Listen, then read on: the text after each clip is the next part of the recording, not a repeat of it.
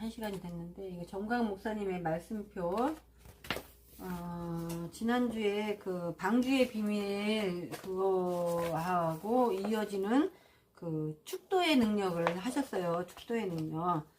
방주의 비밀에 그 7대, 복음의 7대 연합이 있다고 그랬잖아요. 이 연합이라는 게 성경 말씀에 연합이라는 말씀이 있더라고요. 응?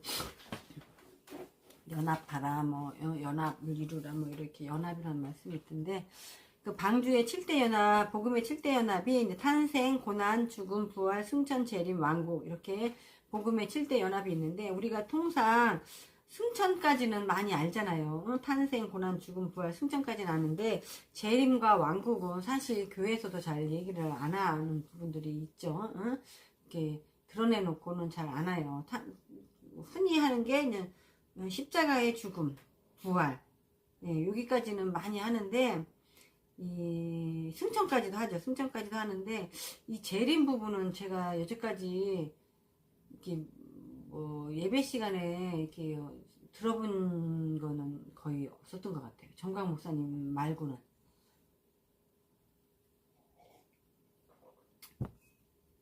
아무튼 이렇게 재림과 왕국까지 있습니다. 그게 복음의 7대 연합입니다. 성경 요한계시록까지 다 연결해서 이게 이루어놓은 말씀이죠. 그래서 방주 안에는 그 방주에 들어가고 나서는 홍수가 났잖아요. 그래서 홍수로 위에서도 물이 내리고 또 밑에서도 물이 막 계속 솟구쳐 올라왔잖아요. 그래서 이거를 이제 세례로 보시더라고요. 세례. 그래서 이제 방주는 세례와 같다. 그래서 이제 방주 안에 있었던 거는 세례를 받은 거다. 이렇게 얘기를 하시더라고요. 그래서 그 천지 창조를 하시면서 그 사람에게 아담에게 그 생육하고 번성하라 충만하라 이렇게 축복을 주셨잖아요. 하나님이. 근데 이제 노아가 이제 방주에서 세례를 받고 난 후에 이제는 하나님이 노아에게 이제는 또 그 생육하고 번성하고 충만하라는 그 축복을 줬다는 거죠. 그래서 하나님이 사람에게 이제 축복권을, 원래는 축복권이 하나님에게 있는 거잖아요. 하나님이 축복하는 건데, 그렇게 이제 노아에게 하나님이 아담에게 해주시고, 똑같이 노아에게 해주시고, 그 축복권이 이제 이어지는 거예요. 이제 사람에게 축복권을 줬는데, 보면 방주에서의 세례를 받고 난 후에, 그 축복권을 이제 생육하고 번성하고 충만하라는 그런 것들을 축복을 받았으니까 노아는 그 후의 삶이 생육하고 번성하고 충만한 삶으로 살아가는 거잖아요. 응? 그러니까 그게 그의 삶에는 몸에 배인 거죠. 이제는 그 축복이 몸에 배에 있던 거죠. 그러면서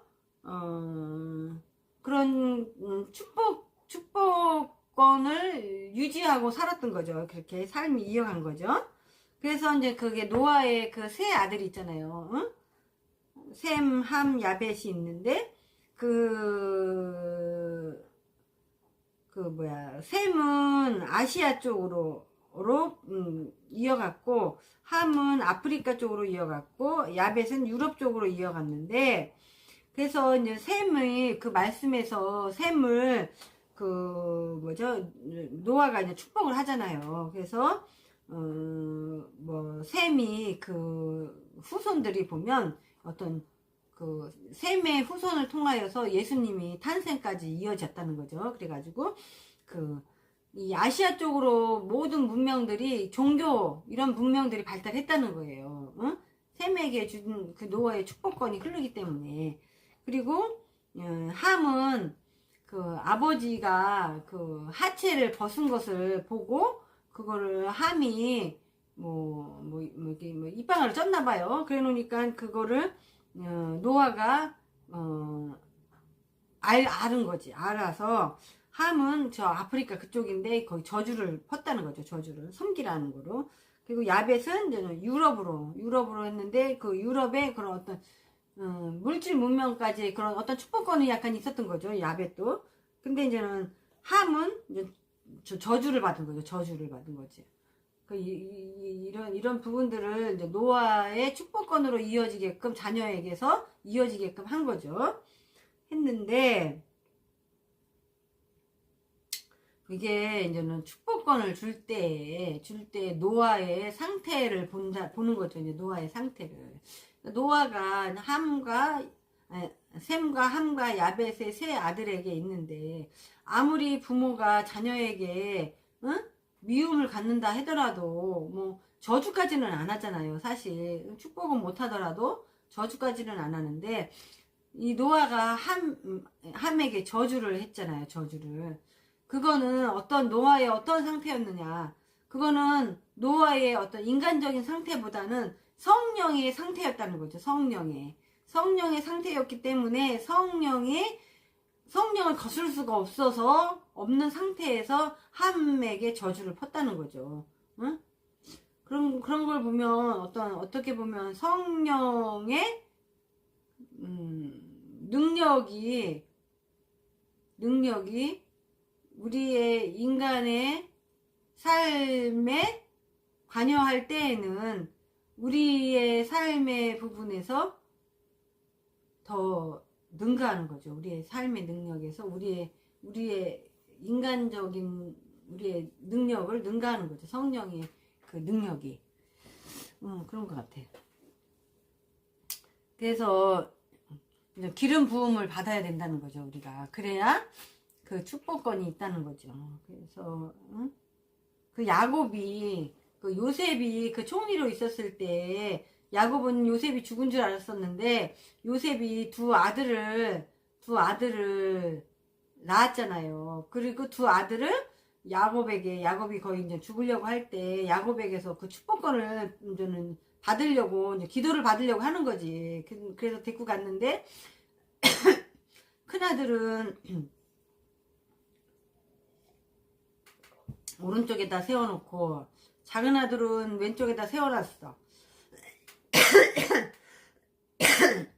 그래서 요셉이 장자에게 축복권을 야곱이 주게끔 이렇게 세워놨는데 갑자기 야곱이 축복권을 주려고 하는데 이 손이 이렇게 X자로 간 거죠. 그래서 왼쪽에 있는 둘째에게 야곱이 축복을 하게 되고, 그러니까 요셉이 이쪽이 큰아들이다, 오른쪽이 큰아들이다 하니까 야곱이 나도 안다 이래 하잖아요. 알지만 성령님이 하는 거에 순종을 하는 거죠. 그래서 이쪽 왼쪽에 있는 둘째에게 축복권을 주잖아요. 야곱이. 그런 걸 보면 성령님이 하는 일들이 있는 거예요. 그죠? 성령님이 하는 일이 있는 거야. 우리 인간사에 개입을 하시는 거죠. 그런 내용이었습니다.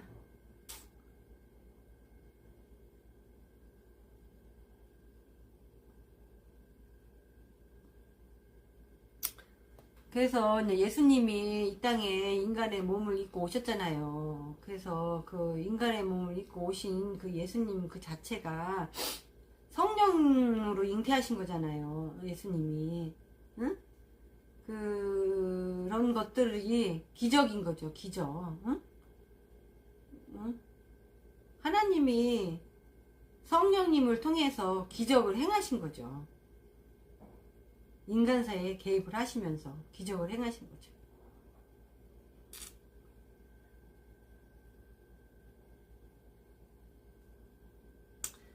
그래서 우리가 이제 성령의 그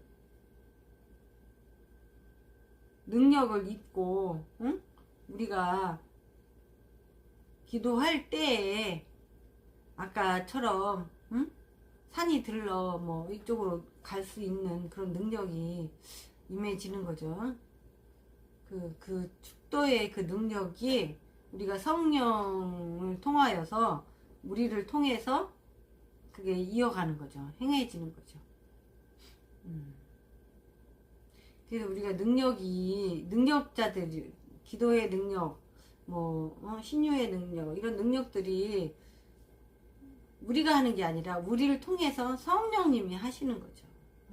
성령님이, 그러니까 우리가 우리의 나타날 바가 없는 거예요, 사실. 다 성령의 능력인 거죠.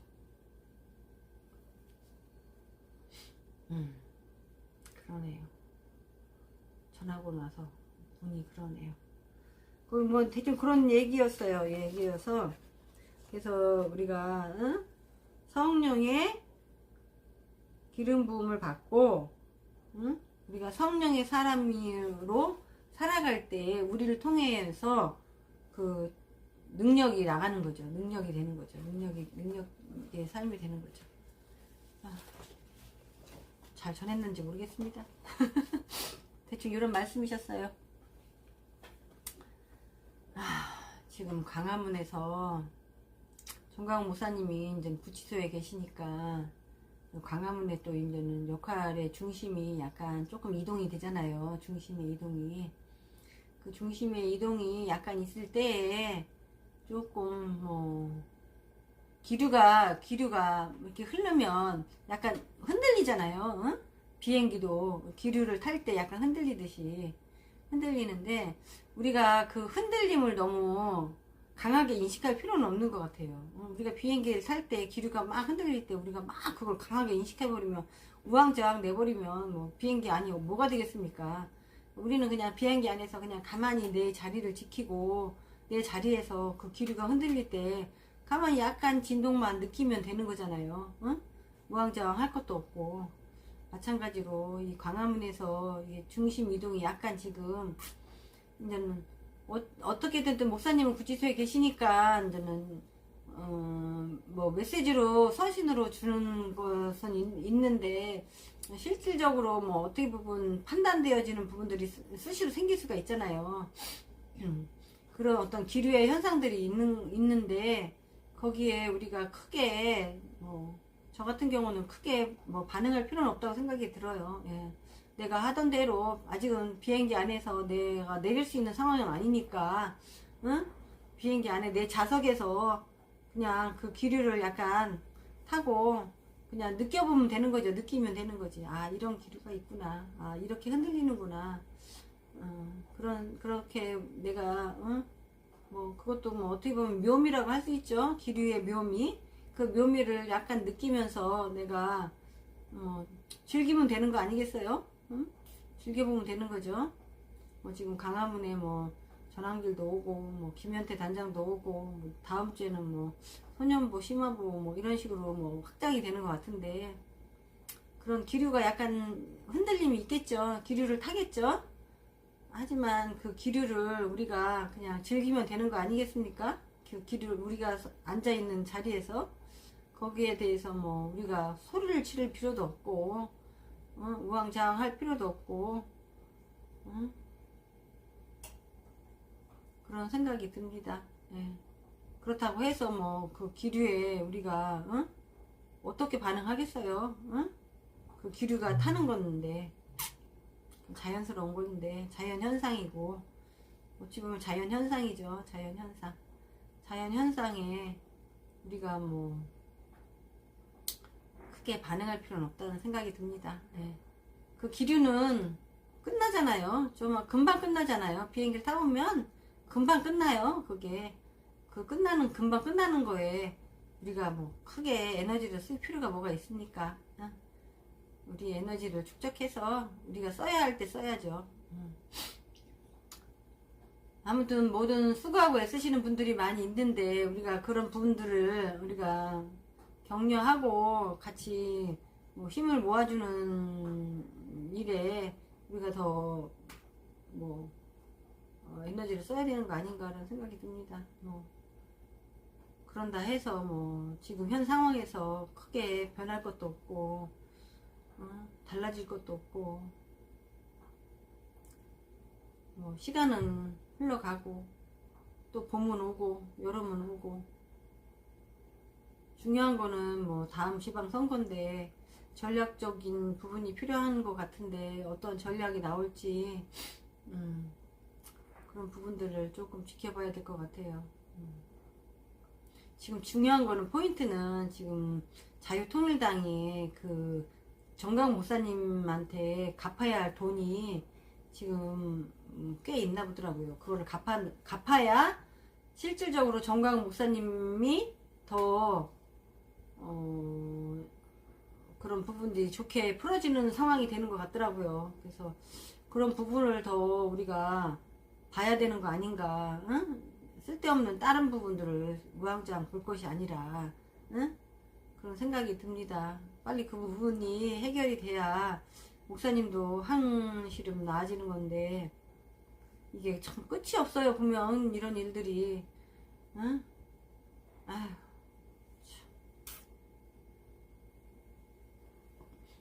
아무튼 네, 포인트를 놓치지 말고 우리가 포인트를 잘 보고 우리가 해야 될 게 뭔가를 판단해서 행할 바를 알고 행하면 우리는 그것으로 끝이라 봅니다. 예.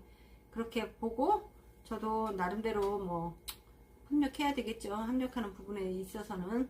예. 오늘은 여기까지 하겠습니다. 자, 오늘도 복된 하루 되시고요. 건강한 하루 되시고 평안하세요. 엔드 하겠습니다.